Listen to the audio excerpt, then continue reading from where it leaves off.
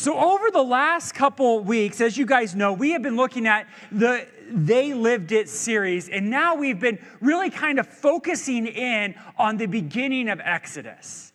And we've seen Moses for a few weeks, and then we looked at Pharaoh and how he lived this interesting life opposite of Moses and the children of Israel, and how God used him and worked with him even in his hardness of heart. And as we've looked at these different guys and these different people, we can tend to forget something very basic. And it seems crazy for me to say this, but we often forget the people that were actually affected by guys like Moses and guys like Pharaoh and Joseph and all these men and women that were in leadership, and we can look and forget about the children of Israel. So today, we are going to look at the children of Israel and how they were at the time as they lived it, going from Egypt unto a new unknown land. Now, really think about that. Have you ever tried to convince a mob of people to do something? I mean, that's a true statement. It's hard for us to really imagine that, because when I looked at Exodus, and especially when I started to look at Pharaoh, something came up to me that was really bizarre. And that was something that God said about his people. And that was in Exodus chapter 6. In Exodus chapter 6, we went over this last week, but it says, "Then the Lord said to Moses, 'Now you shall see what I will do to Pharaoh,'" which is great, and we've seen that. But then he says, "For with a strong hand he will let them go, and with a strong hand he will drive them out of his land." I read that, and I kind of scratched my head a little bit and went, wait, God, you want to drive the children of Israel out of the land? That's not very loving. And I had that moment where I was looking at God and looking at the children of Israel going, God, why in the world are you driving them out? Because it sounds crazy. It sounds like something that we look at and we go, I don't really know if that's the God I want to worship. But yet, I had to take a step back and ask the logical question. Could I get 2 million people to do one thing? Let's just ask that question. The answer is no. You want to know why? Because there's people like me. So I go to a sport event, and you guys all do the wave, right? Everyone loves the wave. I hate the wave passionately. So the wave starts going, everyone's having a good time, they're throwing their arms up in the air, and I'm sitting there, and even if I'm standing, I sit. It's not going to happen for me. And I was looking at this going, 2 million people to do something.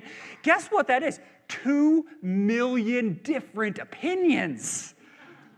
Whew. And you thought your family had a lot of opinions. And so I looked at this and went, God is going to drive them out. And then as I was seeing it, God kind of revealed something to me, and that was, hey, wait, they wouldn't have left. And we actually see that. We see that there was another time in the Bible where the children of Israel were captive, and they were held in captivity in Babylon. If you guys remember this is like the Nehemiah time. They were held in captivity, and there was millions of Israelites just hanging out there. They were living their lives. Even though they were captive, they were just hanging out. And God opened the door and said, hey, I want you to leave Babylon. And this is what happens. It's actually really sad. It's in Nehemiah chapter 7. I promise we're going to get to our text. But Nehemiah chapter 7, verse 66, this is what it says. It says, altogether the whole assembly was 42,360. Now, millions to 42,000 that actually chose to leave. Now, really think about that. That is less than 1% of their population at the time decided to leave Babylon. Now, God had a plan for the children of Israel in Egypt, and he needed them to leave. And now we get to see them leave. Because as we seen Pharaoh last week, he drove them out. He said, "Get out of my land." And they had to pack all their stuff and leave. And now we come to the moment of truth.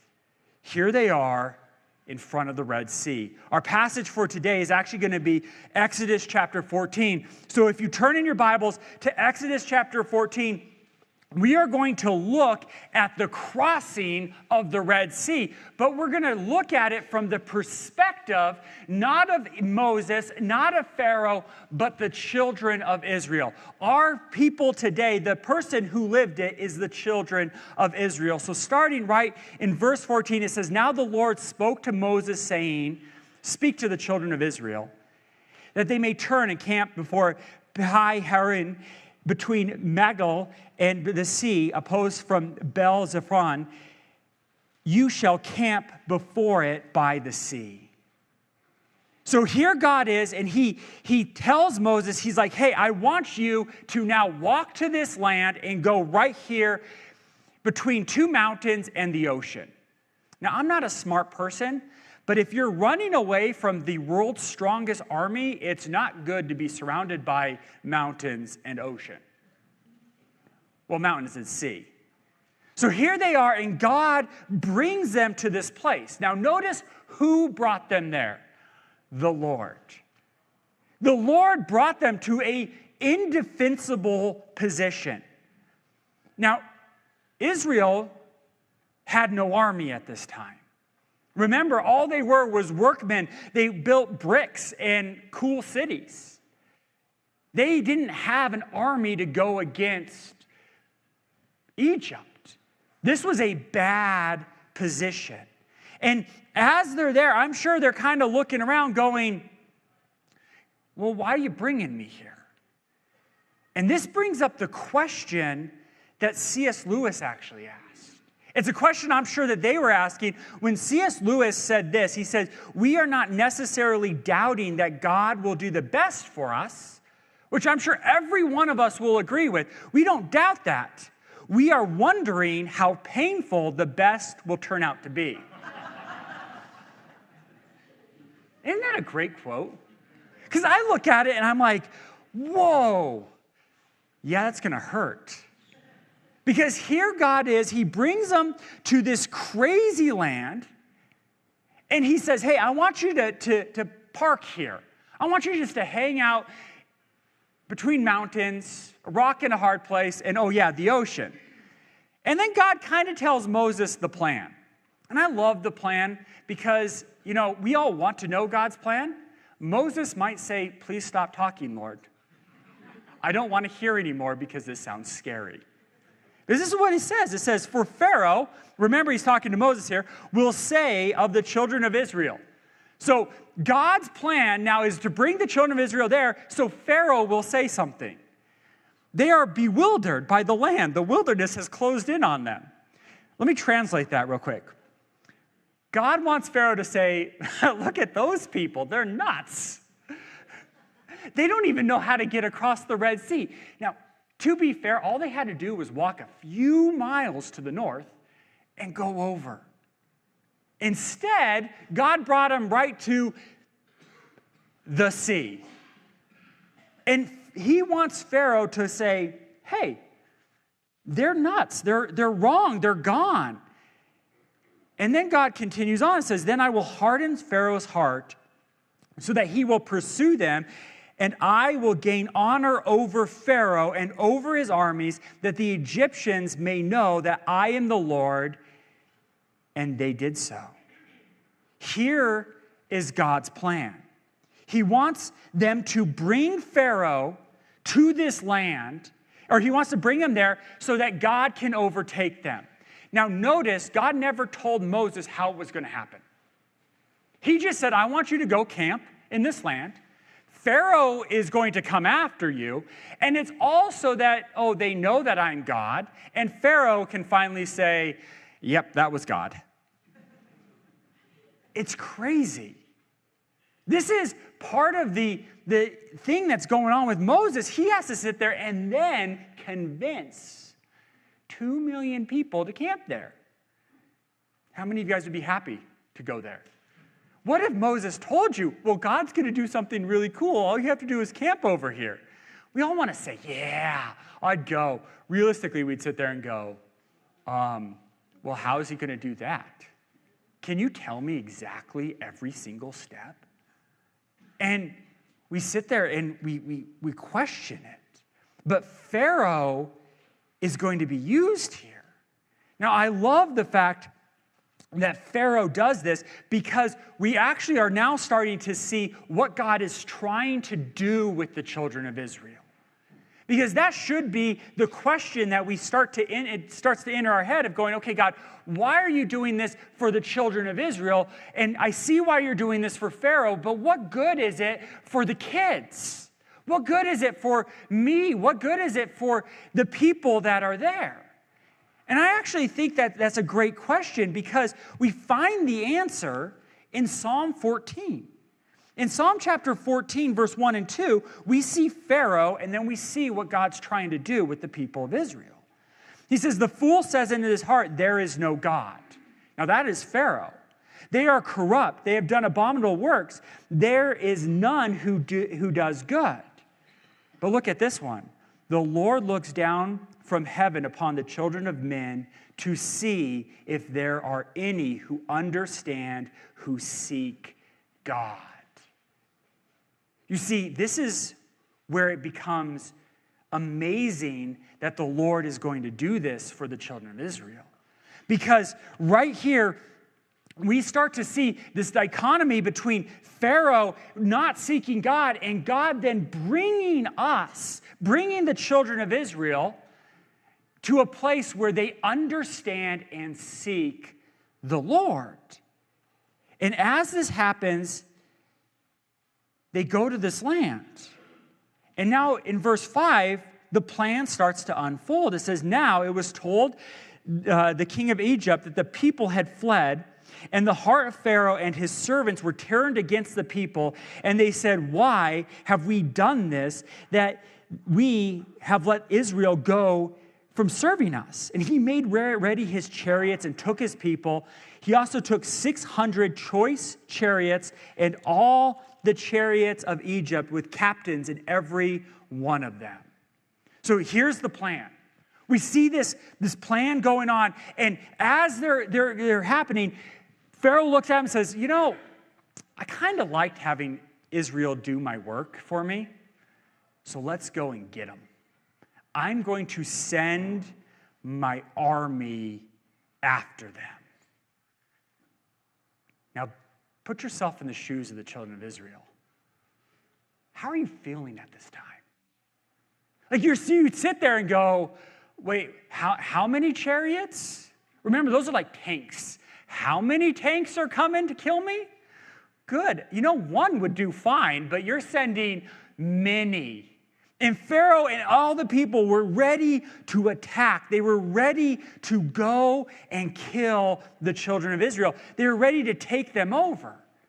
And as they were doing it, it continues on in verse 8 and says, and the Lord hardened the heart of Pharaoh, the king of Egypt, and he pursued the children of Israel, and the children of Israel went out with boldness. So the Egyptians pursued them with all the horses and chariots, and Pharaoh and his horsemen and his army overtook them at their camp.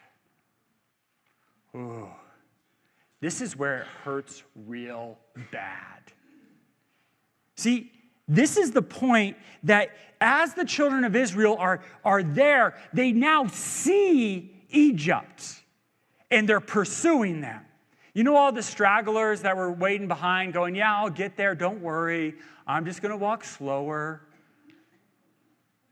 They're starting to see Egypt, and they're starting to run a little bit faster and faster and faster, and now they're at their camp. They're hanging out at their camp right there, seeing Egypt. Now, we don't like to say that we're complainers. How many of us are complainers? I love to complain. I love to complain about complainers. Isn't that fun? You know when I like to complain the most? When I'm scared.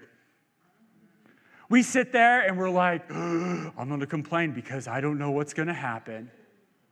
And children of Israel get a bad rap, don't they? Oh, they go to the desert and they're just complainers.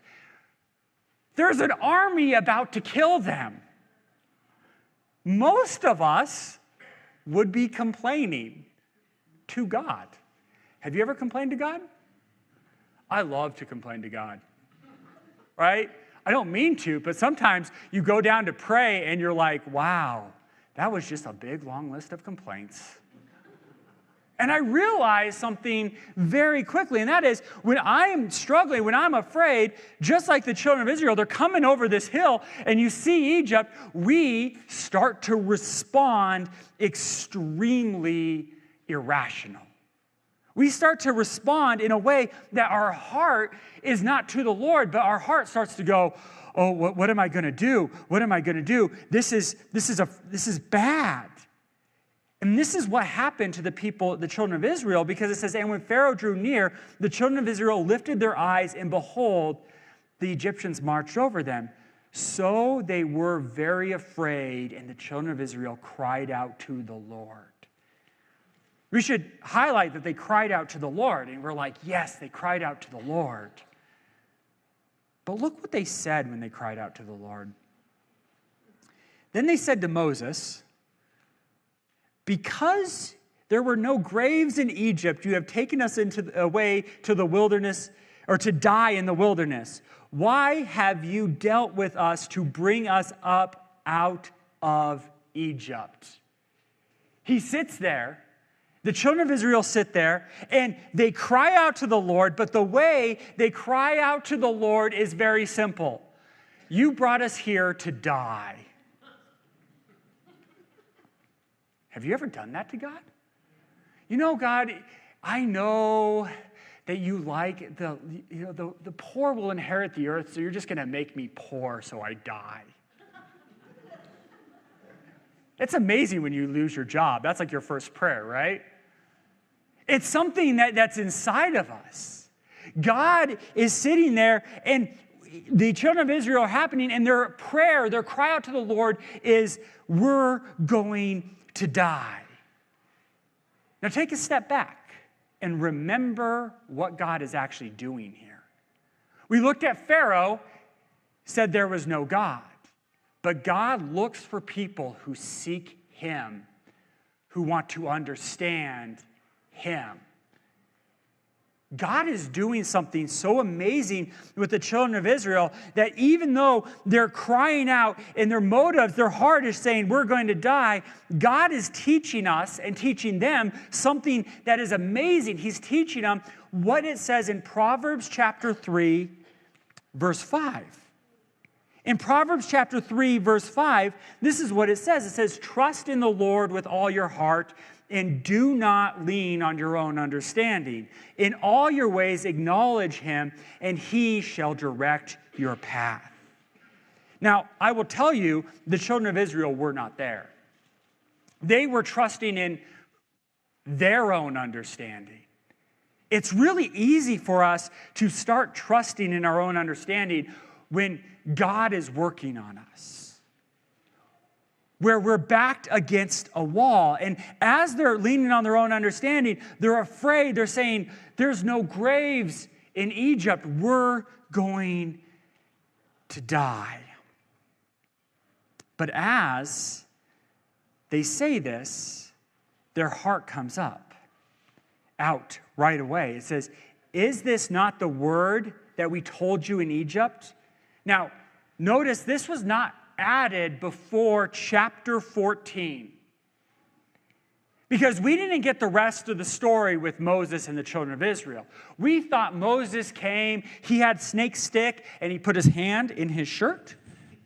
Ooh, cool, look, it's all white. Fixed. And all the children of Israel are like, oh, Moses, you're so great. That's our image, isn't it? You turn blood into water. But that's not actually how they felt about Moses. They felt about Moses this way. They said to Moses, "Did we not say to you, 'Let us alone, that we may serve the Egyptians'? For it would have been better for us to serve the Egyptians than that we should die in the wilderness." Could you imagine that homecoming for Moses? "I'm here to save you. Go away." I would really want to know what Moses' prayers were at this time. God, you're sending me to people that don't want me. Go away, Moses. It's better that we could just serve here. We like our lives. It's okay. We're hanging. Yeah, we work really long hours, but when we get home, we have really good food and family. But God's like, I want more for you. And he's sitting there and he's going, "Come on, please come with me." And we see that God literally had to drive them out. Now, this should be a warning for all of us. When we try to say we know better than God, God will drive us out. And it might hurt. Isn't that scary? Here they are wanting to stay, and now they start to complain, "Please leave us alone." But Moses starts to bring in a different aspect. He comes to a place that he wants to talk to the people. And it's funny because this time it doesn't say in Exodus, the Lord told Moses. Remember, every time before this, the Lord said to Moses, "Tell the people this." This is an amazing thing because right here, Moses' response was, "And Moses said to the people." So they start complaining, and Moses speaks. Now, he does speak for the Lord here because he's absolutely correct. But Moses is now speaking from a place where he was once driven out of Egypt. And he speaks and he says to them, "Do not be afraid. Stand still and see the salvation of the Lord, which he will accomplish for you today. For the Egyptians whom you see today, you shall see again no more forever." Don't you love that? Don't you love the fact that here Moses, out of his responses, "Hey guys, stop complaining. Just stand still and let God do it for you. Just stand still and let God fight for you. Just stand still and see the salvation of the Lord." Do we often look at God and say, "Let me see the salvation of the Lord"? When was the last time we thought about seeing the salvation of the Lord? It's fun being a Christian because as a Christian, we can go out and we start to get into that place of the children of Israel when we're like, "Yeah, I got this."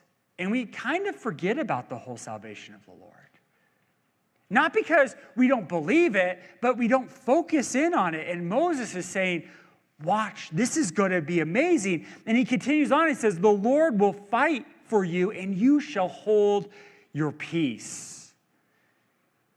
He looks at them and continues on and says, "God will fight for you." He's going to fight for you. But how? How many of you guys want to ask that question when I say, God's going to fight for you in your situation? I don't care what's happening in your lives right now. God will fight for you in that situation. Do you want to ask how? I do. I want to sit there and say, "Can you give me the 20-point plan?" I don't want 3. I don't like 3 steps. I want every single detail because, God, this is a democracy between me and you, and my vote counts. Oh, wait. Oops. Because don't you think the children of Israel are at that point of going, "My vote is going to count to the Lord"? And God's sitting there saying, "No, watch this. It's going to be really cool. It's going to be amazing. It's going to be So epic that they're going to talk about it for the rest of time. And the History Channel is going to do episodes on it just because it's so cool. Don't you wish if God said that? It would be so much easier. Wouldn't they believe? Wouldn't they sit there and say, yes, Lord, you're going to do this? But they're kind of just sitting there hanging out. And Moses says this to him, and then God goes, okay, those people are complaining. Now, this is the best part, because as we're looking at the children of Israel, we now get to a place where they're just hanging out there, and they're complaining. Moses says, stand still, and then God's like, I'm going to use Moses to do something amazing for you. Not because Moses is better, but because Moses is listening. And the Lord said to Moses, why do you cry against me? Tell the children of Israel to go forward.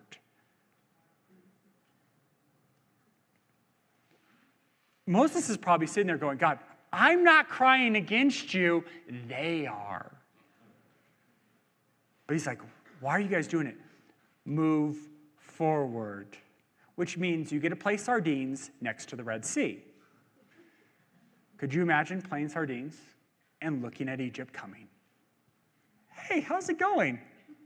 This is really bad. This is a horrible situation. And he says, move forward. But he continues on. He says, but lift up your rod and stretch it out, stretch your hand over the sea and divide it. And the children of Israel shall go on dry ground through the midst of the sea. You want to know why God didn't tell the children of Israel's plan? His plan is to pick up the stick and hold it up for the sea. Have you guys ever tried to do that? Just imagine trying to do that with everyone you know watching you. That's a scary situation. I want you to hold the stick and, it's going to divide. Don't worry. It's going to happen right here. And as he's going to hold this stick, the children of Israel then supposed to go through on dry ground. When was the last time you guys were in a sea or a lake or anything like that? Isn't it usually a beautiful thing of when you step down, your feet get sucked into the sand, into the dirt, into the muck? No, God's like, hey, I'm going to just make it dry. It's going to be really cool. Don't worry. Watch this. This is his plan. And he continues on and says, and indeed, I will harden the hearts of the Egyptians, and they shall follow them. So I will gain honor over Pharaoh and over his army and his chariots and his horsemen. Then the Egyptians shall know that I am the Lord when I have gained honor for myself over Pharaoh, his chariots, and his horsemen. God continues on and says, by the way, the Egyptians are going to follow you in. Wait, what? They're going to follow them in. Now, we might see something here, and we're going to take a pause, and we'll go on a little trail here, because it says that God is going to harden the Egyptians' heart. And the reason I'm bringing that up is we now see that God is going to have them do something to them that's crazy. They want to kill them, and God's going to say, yes, and follow them into the sea with the big walls. We've all seen the movie. There's a well. Every time, there's just a well. I don't even think there's wells in the Red Sea. But in movies, there is. You're going to follow them in. That is nuts. If I see sea part, I generally don't walk in. I'm not like Moana. I see it and I go, that's weird. I'm going to die. God says he's going to bring everyone into the pool and they're going to play there. So as it happens, he's going to do it for his honor, for his glory. And the angel of God, who went before the camp of Israel, moved and went behind them. And the pillar of clouds went from before them and stood behind them. Now we see this picture, and we haven't really gone over the cloud or the pillar of cloud and the pillar of fire. There is one. But what happens is it usually leads the children of Israel. It led them into a corner, and now it goes and stands between them. Now, it's hanging out right there. So now there's Egypt, and there's Israel, and cloud in between. And as the cloud is there, it says in verse 20, so it came between the camp of the Egyptians and the camp of Israel. Thus it was a cloud of darkness to the one and gave light by night to the other, so that the one did not come near the other all that night. We should start to get a clue that God is moving. Because in this midst, they're standing there, the cloud changes, and the way that it's worded is Israel could see Egypt still, but Egypt couldn't see them. Isn't that scary? God is moving, but in the midst of God's movement, he highlights the fear that the people had. He highlights the attackers. You get to see them. They don't get to see you. You get to see them. I love when God does this. Don't you love when God comes in and says, hey, you're afraid of this, so I'm going to do something really cool, and I'm going to make sure you know what I am going to go after, what you're afraid of. Do you follow that? I am going to show you your fear because I'm going to conquer it. They get to look at the children of Israel or Egypt all night long. How many of them slept? I mean, I could imagine, they put up their little sleeping bags. They might have zipped them into two, so you can cuddle. And as they're there, they're looking and they're like, yep, they're still there. Egypt is still there. Tell me if they ever moved. And, the wife hits the husband on the leg going, nope, they haven't moved yet. But you were almost asleep. Watch them. All night long. And even better, God made it light for them so they could watch. They're sitting there hanging out, watching Egypt.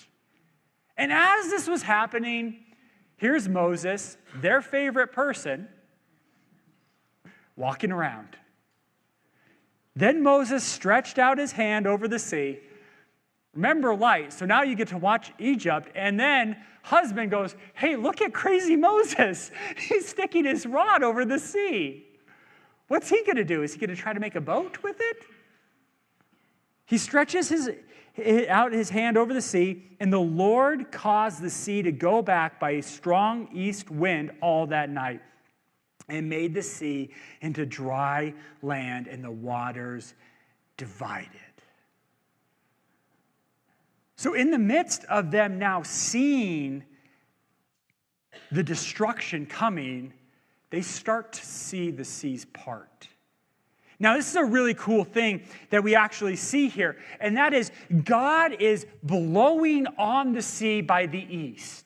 Now, this is important because this has been attempted in the Sea of the Red Sea, and it does show that if you blow strong enough at this point, by the way, we do know where they crossed the Red Sea.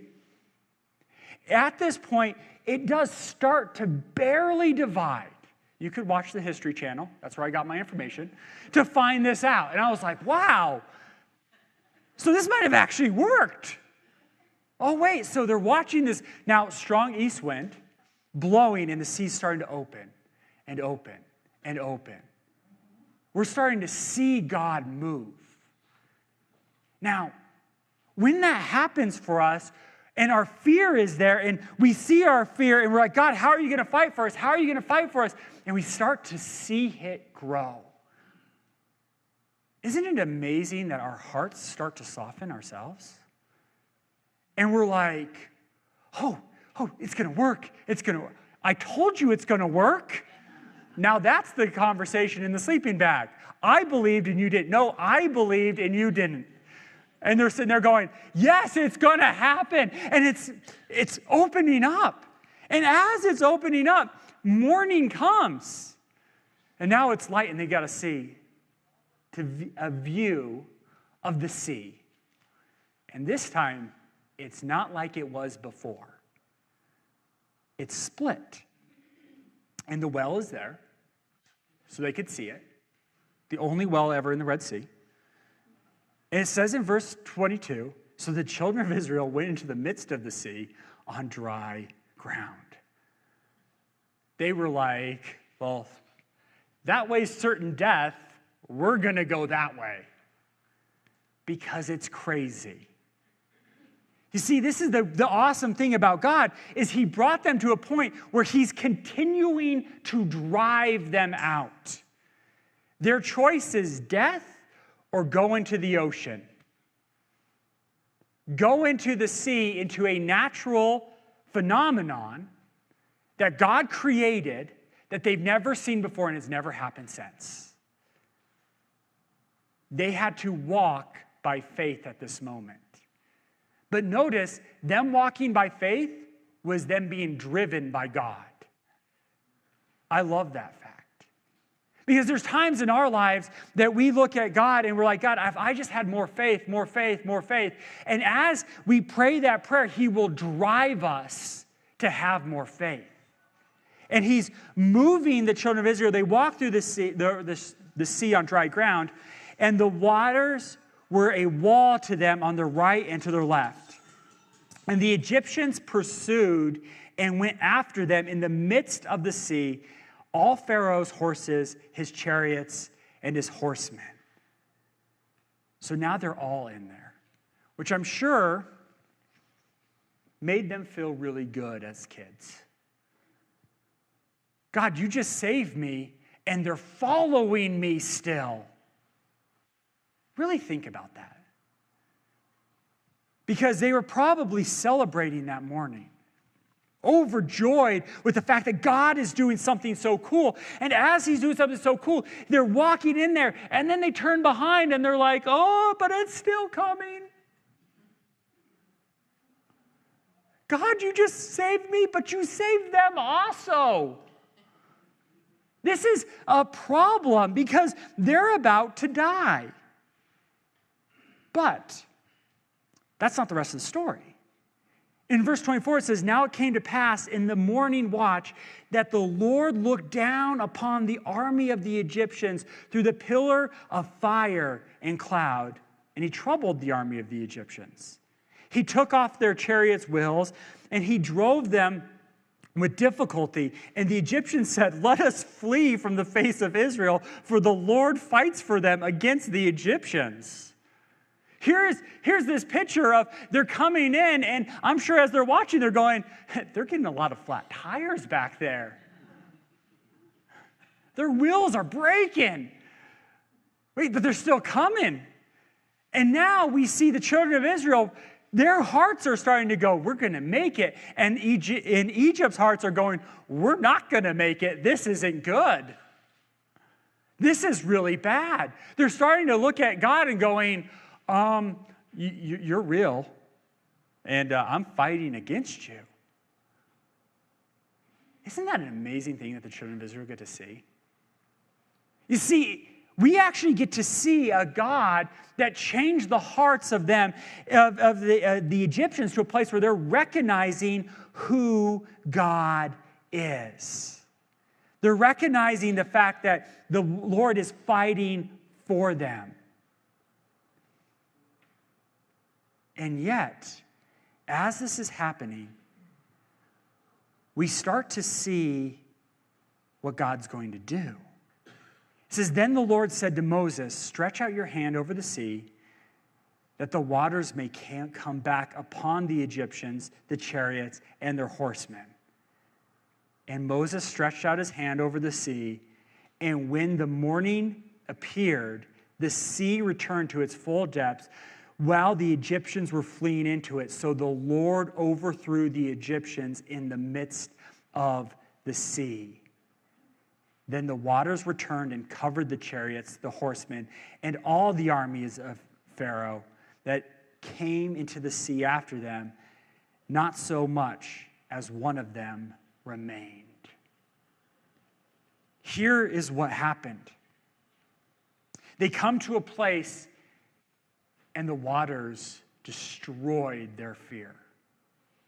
The waters destroyed the Egyptians. It all went wrong for the Egyptians because God drove them out. But in verse 29, it says, "But the children of Israel had walked on dry land in the midst of the sea, and the waters were walls to them on the right hand and on the left." I love this. Here they are, and the waters were perfect for them. Not so perfect for Egyptians. So, the Lord saved Israel that day out of the hand of the Egyptians, and Israel saw that the Egyptians dead on the seashore. This is a weird part of the story. Because as we look at this unique section of the Bible, as we look at this unique thing, we see that God killed the Egyptians. Now, we could sit there and go, "Whew, what a harsh God." But is he for the children of Israel? The truth is that the children of Israel were saved by an amazing God.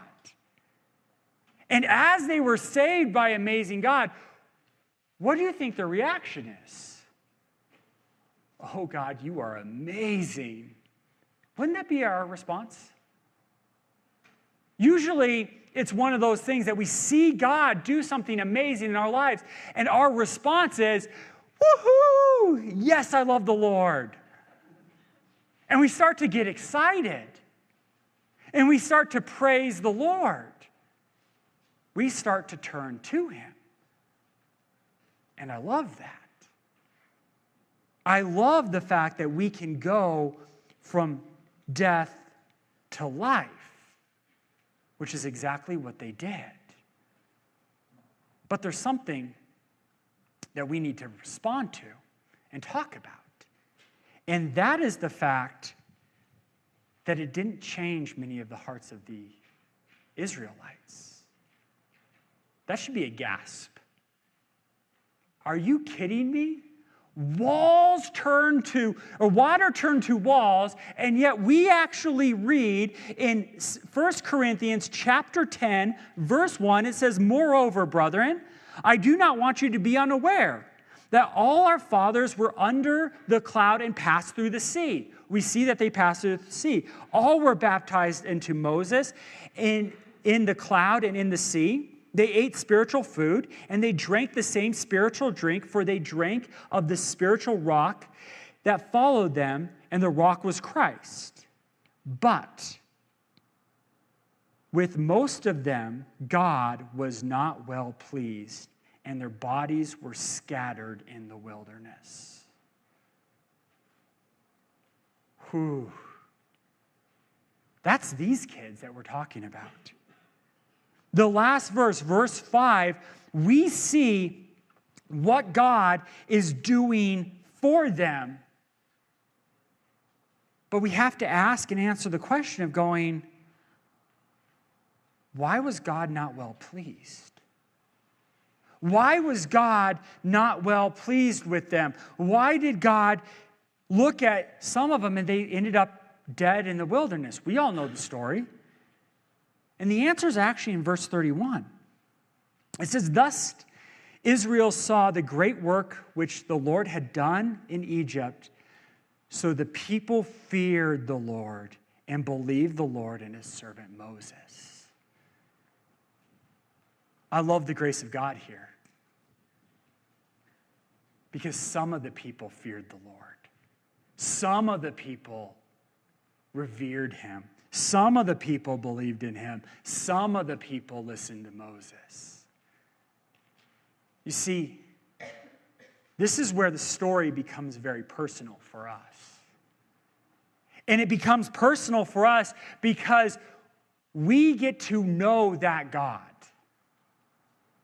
God parted a Red Sea, not because he was like, hey, look what I can do.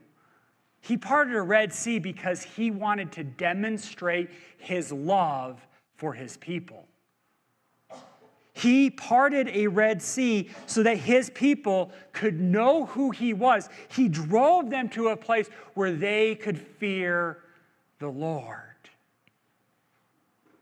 You see, that's the God that we get to serve. We get to serve a God that can control the ocean. We get to serve a God that created a universe bigger than we can imagine. We get to serve a God that has done so many amazing things. Have you actually just checked out nature recently? It's pretty cool. We can look at God and go, wow, you're so amazing. But yet, even though he did all those things, even though he did everything that we see, all the amazing things, he created life,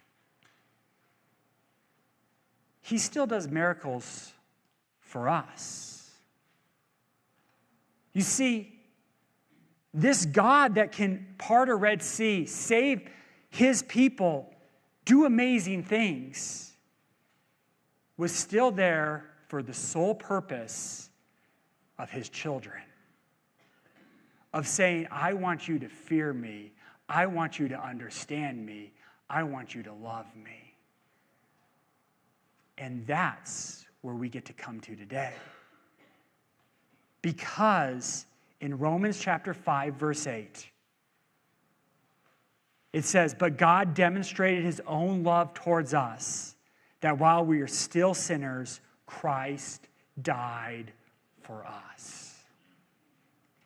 Now think about that.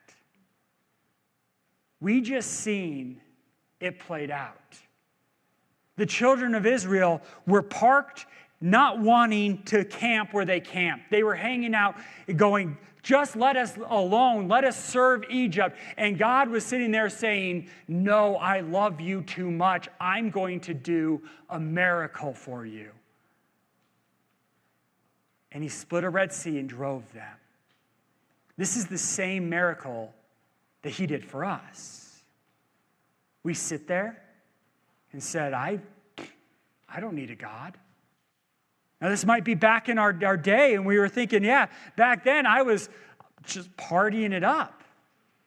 And yet God demonstrated his own love that he decided to do the greatest miracle, send his own son to die and raise again for you. Really think about that. You see, when we actually get to focus in on what God has done for us, we can change this one prayer of going, God, you know, you shouldn't bring me to this point. We get to sit there and change C.S. Lewis's quote and saying, we don't doubt that God will do the best for us. We just get to wonder how the pain will drive us into his arms and into his grace and into his mercy because he loves us. That is the God we serve. The same God that parted the seas loves us so much that he gave his own life for us. Let us pray. Lord Heavenly Father, hallelujah for you. Hallelujah for the fact that you created everything. You're greater than anything we could imagine. You are forever. We don't even know how to explain that, Lord. We don't even know what that means, but yet we understand that you are forever and you are just great. But yet in your infinity, you're in your glory, in your greatness, in your creation, Lord, in everything you have, Lord, you care for us. Measly old me, just a speck in the universe. You care for us, Lord. And I thank you. And Lord, I just ask that as we leave this place, that you can continue just to demonstrate your love towards us. But that because of your love, because of the miracle that you have done for us, Lord, that we can fear you, we can honor you, and we can just come to you and say, God, you are my Lord, and I will serve you and I will follow you, even if it's somewhere crazy. In Jesus' name, amen. If you'd like to stand.